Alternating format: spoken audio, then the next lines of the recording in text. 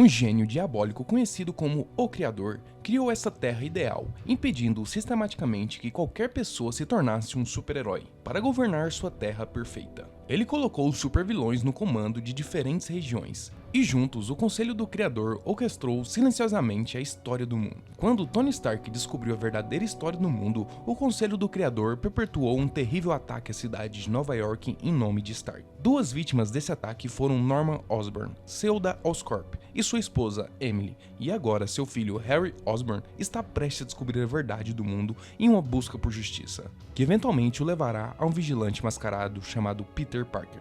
Se quiser ver os episódios anteriores, deixei a playlist aí embaixo.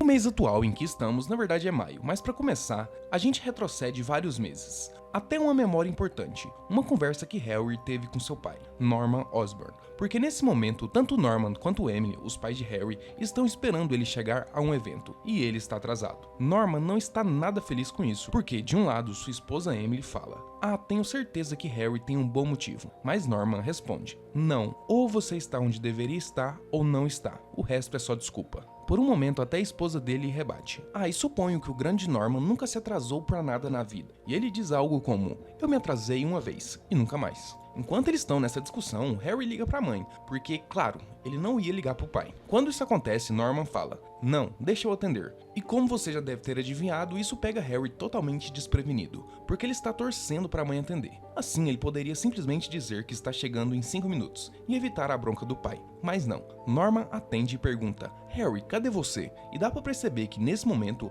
Harry Osborn é muito diferente de Harry. E ele responde: tô só a uns quarteirões de distância. Aí Norman diz: filho, eu já te falei o quanto isso era importante. E Harry responde: olha pai, eu sinto muito, eu até diria o motivo do atraso, mas não importaria, não é? E Norman confirma: não importaria, pelo menos não pra ele. Depois disso, Norman pergunta: Harry, que nome você carrega? E a princípio Harry responde: o quê? Então Norman repete: que nome você carrega? E Harry responde: Osborn. Isso só reforça o ponto do pai, porque em seguida Norman diz: é um grande nome, e ele significa algo. Então pergunta: você sabe qual é a minha memória favorita sua? Harry responde: sim, aquela vez que a gente jogou bola, mas Norman corta ele na hora e diz: não, essa é a memória de uma criança. A minha memória favorita sua é o dia em que você finalmente agiu como homem, como Osborn. O problema é que esse dia ainda não chegou. Estamos todos esperando por você, Harry. Quanto tempo você vai nos fazer esperar? Quanto tempo mais você vai nos fazer esperar aqui? E aí vem aquela explosão que os Illuminati mandaram. E como você pode imaginar, foi aqui que tudo mudou para Harry. Depois de perder os dois pais em um piscar de olhos,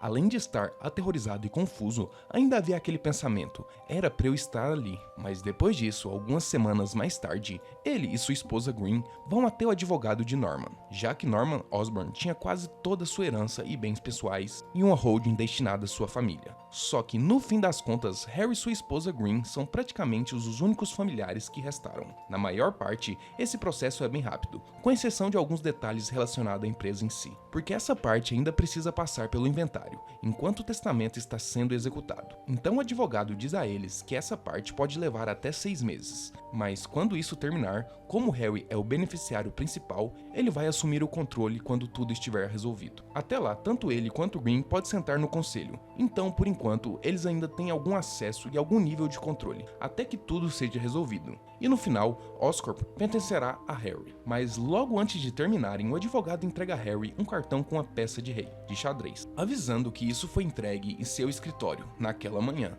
destinada a Harry. Harry pergunta: o que é isso? E o advogado responde: não faço ideia do que significa, mas sei de quem é. E é claro, só de olhar para o símbolo do cartão, fica claro que é um convite do Rei do Crime. No dia seguinte, Harry vai até Wilson Fisk. Ao fazer isso, chega na hora. Assim que ele entra, o Rei do Crime já começa com aquele questionamento do tipo: você sabe quem eu sou? Mas é aqui que descobrimos que nessa conversa, Harry diz a Fisk que conhece o nome Wilson Fisk, porque ele é um grande empresário, um nome muito conhecido no mundo dos negócios. Mas quando Fisk pergunta: você pode me dizer o que eles não sabem? E é aqui que Harry diz: com a queda de Stark e Stanley, a União agora sendo uma protetora dividido de outras regiões, existem rumores de que você foi secretamente nomeado governador interino do território da Grande Nova York. Por causa desses eventos recentes, Fisk tem assumido mais controle, e como resultado ganhou o nome do Rei do Crime. Ele até admite que gosta de ouvi-lo em voz alta. e ele é bem discreto com Harry, deixando claro que só chamou ele ali para pedir um favor. Mas logo de cara Harry diz: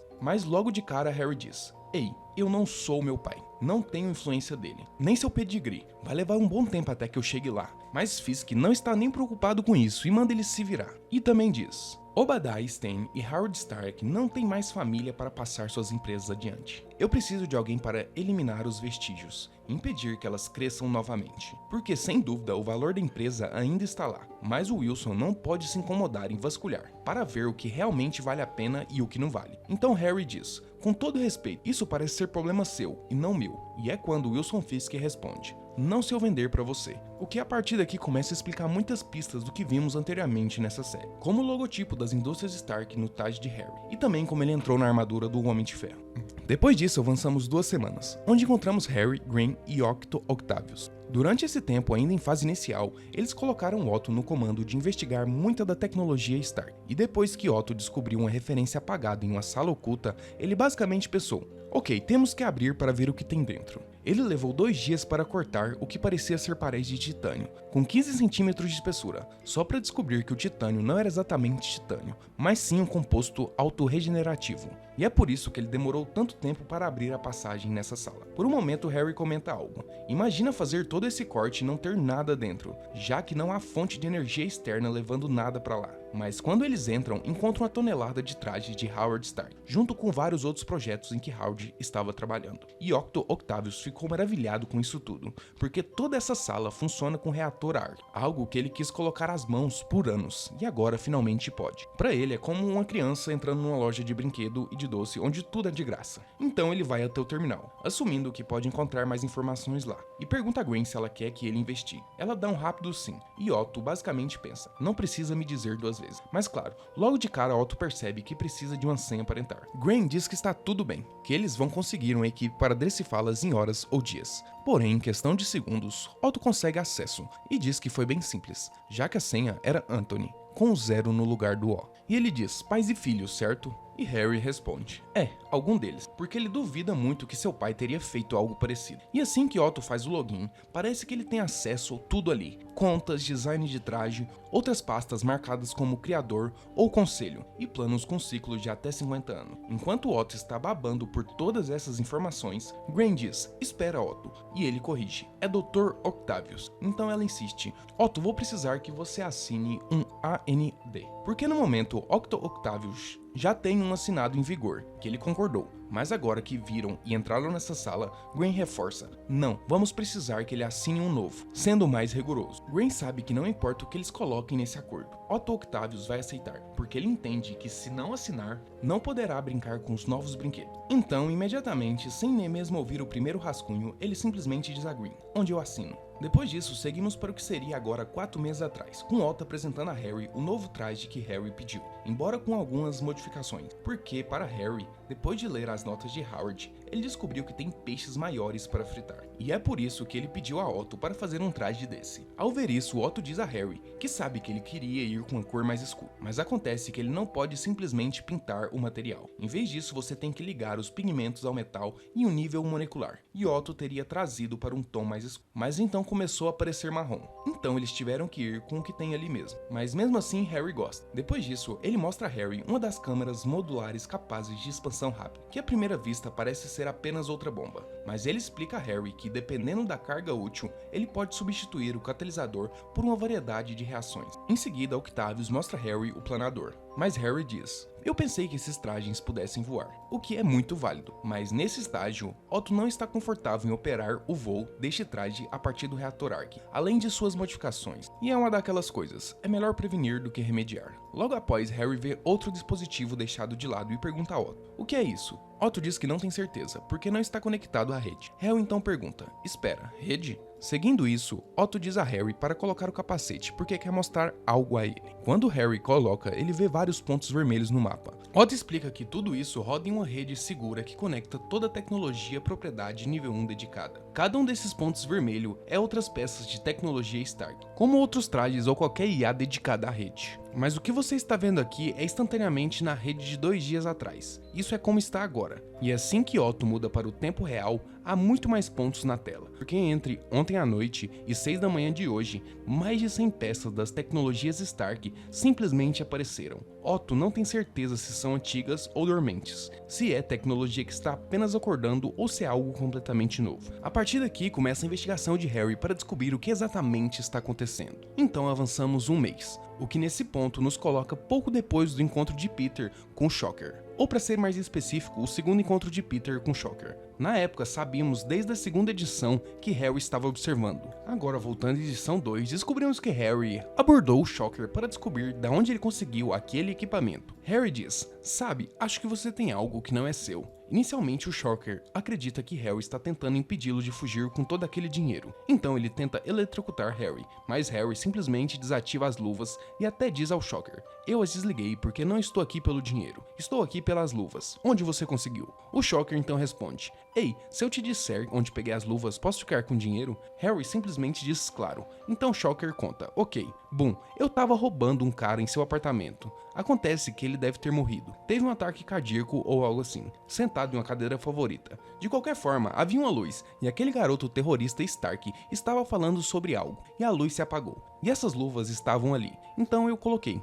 Isso faz Harry perceber que Tony ainda está vivo, mas logo após contar essa história, o Shocker pensa que pode ter pegado Harry desprevenido, porque ele não quer entregar as luvas. Então ele tenta um ataque furtivo. Harry não se impressiona e o Shocker fica: "Desculpe, você não entende. Minha esposa está doente e eu estou arrependido." E é incrível como esse cara tem a mentira padrão para qualquer situação de emergência, e não funcionou dessa vez, porque Harry pegou as luvas e foi embora. Após isso, avançamos o que seria 2 meses atrás, onde vemos Peter e Harry tomando aquele drink, o que nos coloca a semanas, ou talvez até dias, antes do duplo encontro entre Peter e Mary Jane, onde conheceram Gwen, porque aqui Harry inicialmente revela a identidade de Peter. Os dois têm sua primeira conversa e começam a se conhecer. Vocês lembram que o Harry chamou ele para tomar um drink? Então, Harry sugere que eles levem suas esposas para jantar, enquanto Peter responde: "Vamos ver como fica esse drink primeiro." Como sabemos, a conversa flui bem, mas é aqui que Harry também pergunta a Peter se Tony apareceu do nada para ele e lhe deu um traje. Peter diz que foi um pouco mais complicado que isso, mas sim, foi basicamente isso que aconteceu.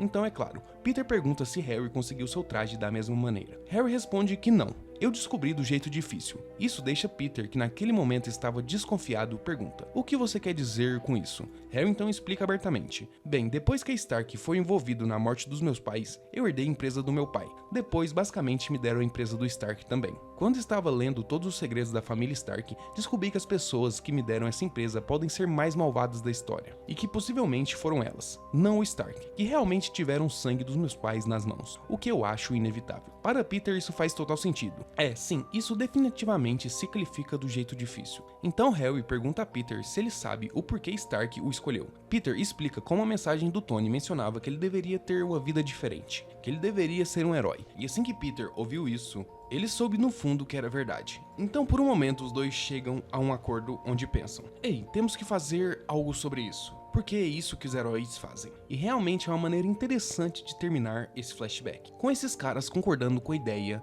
que é isso que os heróis fazem. Porque depois disso avançamos para o presente, onde nesse ponto Harry está disposto a fazer o que for necessário. Ele sabe que está enfrentando alguma das pessoas mais malvadas desse mundo. Isso justifica ele fazer o que for preciso para derrotá-las, porque é aqui que vemos ele conversando com um mercenário. Antes disso ele foi pego por drones do Duende Verde na edição 3. Mas descobrimos que no último mês, Harry vem tirando ele de seu traje, só para descobrir que por baixo, ele tem um exoesqueleto embutido sob a pele. O que por si só é apenas o Harry começando com esse interrogatório brutal, porque ele quer respostas, mas o mercenário não está preocupado com a dor, porque por um momento aqui, quando Harry pergunta sobre seu olho, ele diz a Harry: "Quando meu mestre perdeu o seu, meus irmãos e irmãs arrancaram os meus em solidariedade." Eu imagino que seu mestre seja Henry Dungan, o Capitão Britânia. Harry não questiona essa devoção por um segundo. Ele sabe que esse cara é devotado a seus mestres, todos eles. E a devoção de Harry é em direção em obter a verdade. E ele fará o que for necessário com esse cara para fazê-lo falar.